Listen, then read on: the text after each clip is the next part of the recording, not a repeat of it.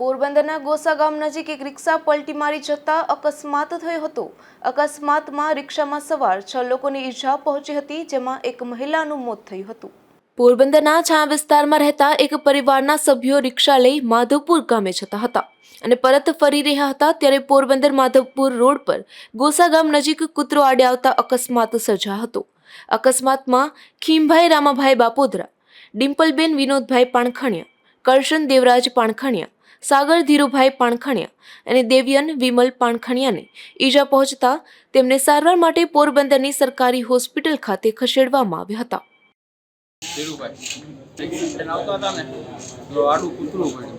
કૂતરું પડ્યું તેમાં રિક્ષા પલટી ખાઈ ગઈ। પલટી ખાઈ કે મારા છોકરાને લાગ્યું, મારા ભાભીને લાગ્યું, મારા ભાઈને લાગ્યું, 3 જણાને લાગ્યું, 4 જણાને લાગ્યું છે। અમે માધુપુરથી છાંય આવતા પોરબંદર, ત્યાં રસ્તામાં આપણે પલટી ખાઈ ગઈ રિક્ષા, આપણે ગોસા પાસે। અકસ્માતમાં કંચનબેન કેશુભાઈ પાણખણિયાનું મોત થયું હતું, જેને લઈ ભારે શોક વ્યાપી ગયો હતો। અશોક થાનકી, ગુજરાત ન્યૂઝ, પોરબંદર।